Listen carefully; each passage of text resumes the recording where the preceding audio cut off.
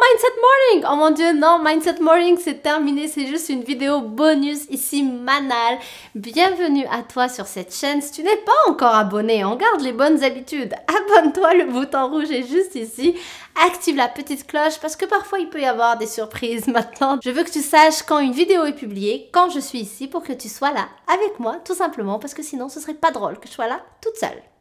Alors aujourd'hui c'est un jour spécial parce que c'est le lendemain de la fin de notre défi, une vidéo par jour pendant 365 jours, mais en plus parce qu'on est le 3 janvier et l'année dernière, jour pour jour, j'ai lancé le défi une vidéo par jour qui s'appelait Mindset Morning, mais en plus, aujourd'hui, jour pour jour, ça fait 3 ans qu'on est ici sur cette chaîne, donc c'est l'anniversaire de toi et de moi. C'est notre anniversaire! C'est génial! Donc je ne pouvais pas rester sans faire une vidéo pour fêter cet anniversaire. En plus, on vient de passer la barre des 6000 abonnés. Merci à chaque personne qui est ici. Gratitude infinie, merci sincèrement. Donc pour ça, je vais répondre en fait aux questions des personnes qui ont posé des questions. Donc il y a Elisabeth et Mathieu qui ont posé des questions sous la vidéo Office Tour. Donc première question, je vais commencer par la plus simple. C'est Mathieu qui a dit Manal, j'ai vu que tu utilises plusieurs outils du coup papier pour planifier mon année. Qu'est-ce que tu penses de Google Agenda, Evernote, etc.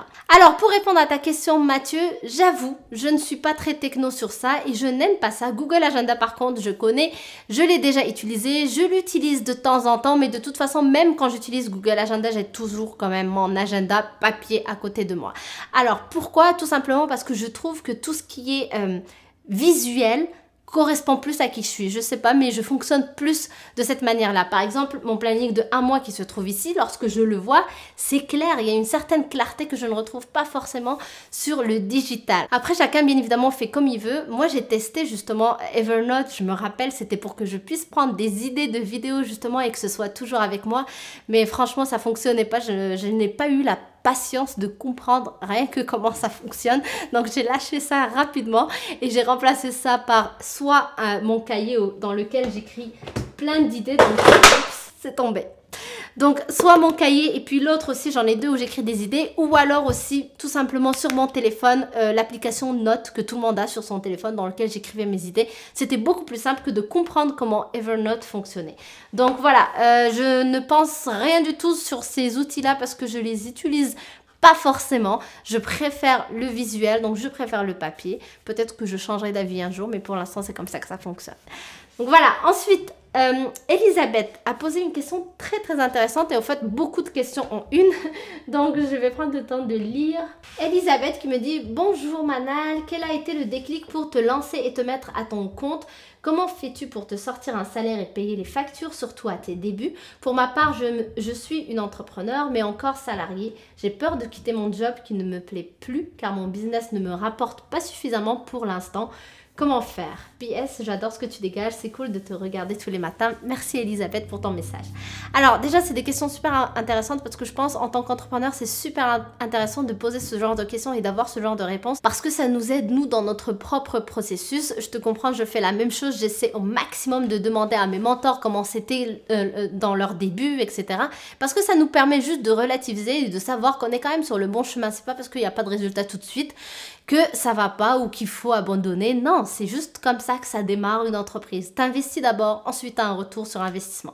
Donc, pour répondre à chacune de tes questions, pourquoi je me suis lancée, le déclic, en fait, c'était juste que j'ai pris conscience que je n'aimais pas le monde du salariat parce que j'avais en moi la valeur de la liberté qui existe encore en moi. Pour moi, ce n'est pas normal. Ce n'est pas normal. En tout cas, je ne le conçois pas dans mon cerveau. La vérité, je ne le conçois pas. Je n'arrive pas à m'adapter à ça. De demander des jours de congé à un patron. Et il y a plusieurs personnes autour de moi qui me disent « Ouais, ben, c'est juste ton patron, c'est celui qui te paye. » Ben, ok, soit. Et alors, je m'en fous, c'est un humain comme moi. Donc, il n'a rien de plus que moi par qui me paye. Ben, me paye pas, mais je prends ma journée de congé. Donc, moi, c'est quelque chose vraiment que je ne conçois pas. Demander la permission à un adulte quand moi-même je suis une adulte, ça marche pas dans ma tête. C'est pour ça. Donc, j'ai quitté le monde du salariat pour ça. Donc, c'était à la recherche de liberté. L'entrepreneuriat donne vraiment la liberté. Des fois même, on se perd dedans parce qu'on a tout ce temps devant nous et on ne sait pas comment se structurer, comment arrêter de s'éparpiller, comment vraiment mener nos objectifs et nos projets au bout sans s'éparpiller. C'est quelque chose que j'ai dû apprendre aussi en cours de chemin et que maintenant, j'enseigne à mes clientes dans mon programme phare. Je pense que du coup, Elisabeth, si je me souviens, peut-être tu as déjà assisté ou alors tu t'es inscrite à cette webconférence. Si tu l'as pas vu encore en live, je t'invite d'ailleurs à t'inscrire. Je vais te mettre le lien juste en bas. Alors, ensuite, pour ta question, comment fais-tu pour te sortir un salaire et payer les factures, surtout à tes débuts? Alors, bien évidemment, au début, je n'avais aucun sou, 0, 0, 0. Et ça, c'est normal partout.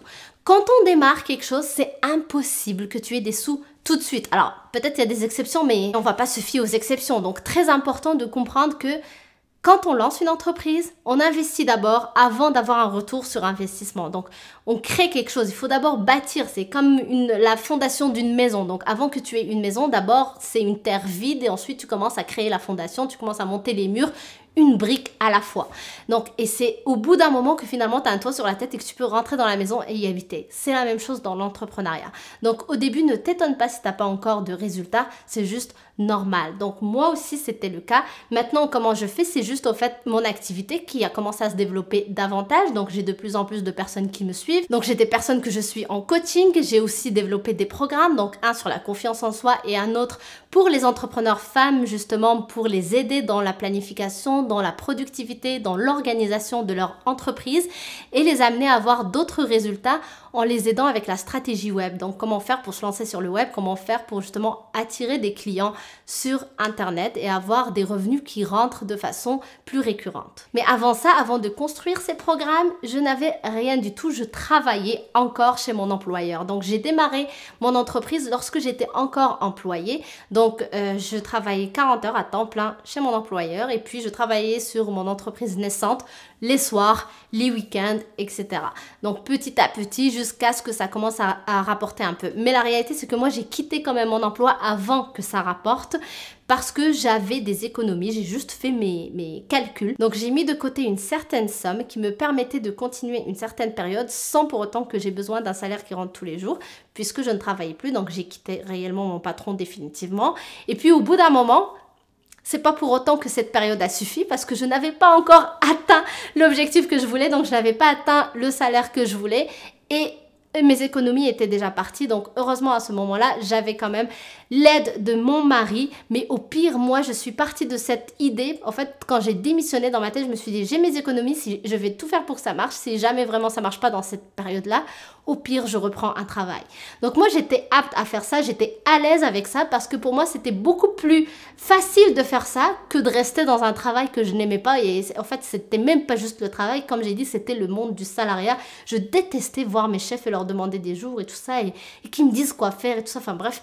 Donc, c'était beaucoup plus facile pour moi d'affronter finalement le manque d'argent sur une période courte finalement. Sur une vie d'entrepreneur, c'est une période courte où tu n'auras pas assez d'argent que de rester chez mon employeur. Mais ce n'est pas le conseil que je donne à tout le monde. J'ai des clientes qui sont dans le même cas que toi, Elisabeth. Ce n'est pas ce que je conseille à tout le monde parce qu'encore une fois, c'est un choix personnel en fonction de ses valeurs, en fonction surtout aussi de avec quoi je suis à l'aise.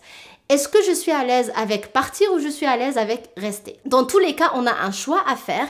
Dans tous les cas, le choix va être difficile. Il n'y en a aucune direction qui va être facile. Les deux sont difficiles. C'est juste pour laquelle tu es prête à te battre. That's it. C'est ce genre de questions que je pose à mes clientes pour qu'elles trouvent leur réponse. Donc, je t'invite aussi à te poser les mêmes questions pour que tu puisses prendre ta décision. Donc j'espère que ça t'aide. Si tu as d'autres questions, bien évidemment, n'hésite pas à m'écrire. Ça me ferait toujours plaisir de t'aider. Ça me ferait toujours plaisir de répondre à tes questions, que ce soit par vidéo ou par commentaire.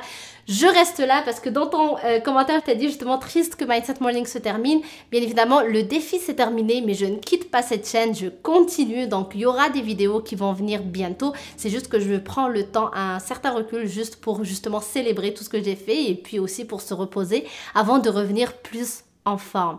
Donc juste encore une fois, si tu n'es pas encore abonné à cette chaîne, je t'invite à le faire en cliquant sur le bouton rouge et surtout en activant la petite cloche pour être sûr de recevoir mes vidéos quand elles seront publiées, quand je serai de retour très bientôt. Merci d'avoir été là, merci à tous d'être présents avec moi.